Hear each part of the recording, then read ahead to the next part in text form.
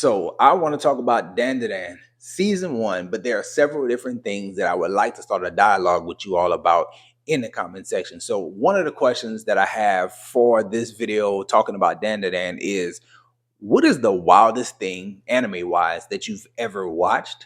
Want to get into that. Second, what is the best anime soundtrack? Because I feel like we have some contenders, but Dandadan has been my favorite opening that I've ever seen ever.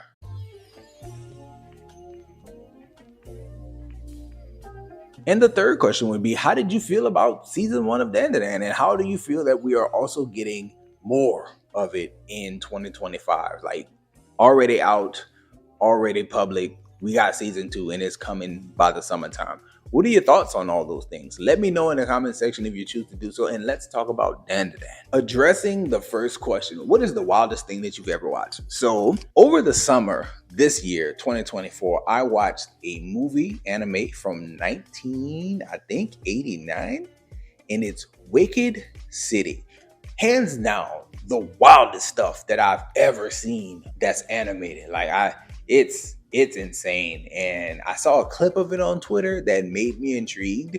And I said, I have to know more about this world that they're building, because the opening of it, just the first 5-10 minutes was like, before they showed the title card, yo, this is insane. I have to see it.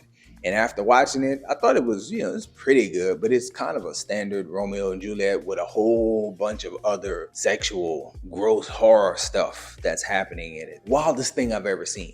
Dandadan plays into that for me because I think this show is pretty damn wild, man. Like, you have a whole lot of sexual innuendos and things being said and done around kids. Like, these are two teenagers that you are like, in the first episode, they strip old girl down to her underwear. I'm like, yo, y'all have to save her now. Y'all have to step in and do something. And it felt as though they wouldn't. Like, you had you had robo penises on aliens, dog. Like, this is wild stuff. Not as wild as Wicked City. Nah, not as wild as Wicked City. But still incredibly wild to be like very out in the public, very popular among people that I've heard talk about it. Like, it's very favorably reviewed and responded to by people.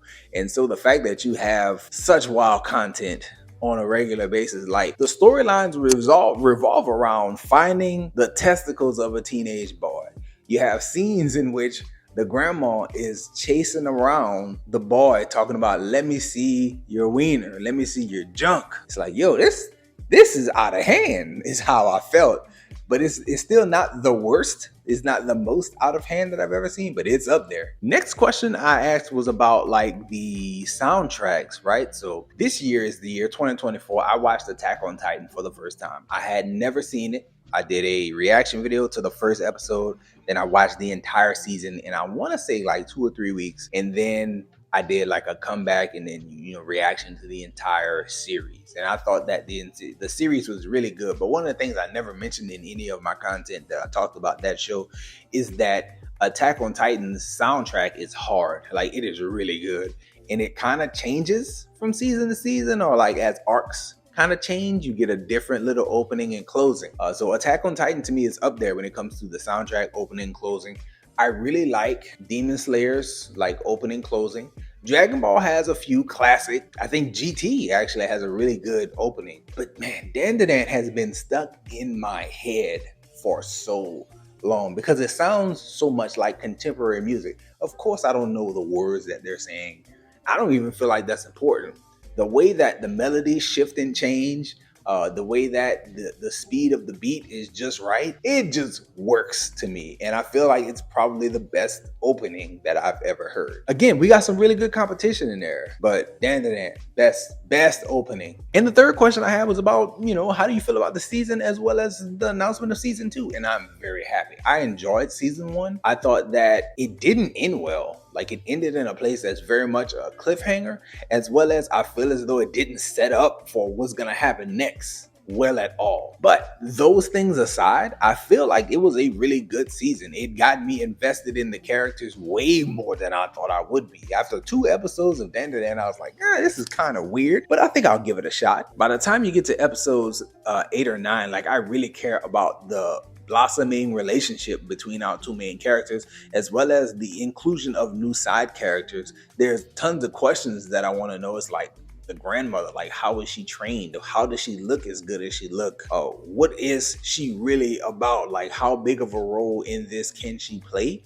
As well as like the Turbo Granny character that you're introduced to in episode 1, and then she hangs around for like the rest of the season. Like, is she gonna become a regular?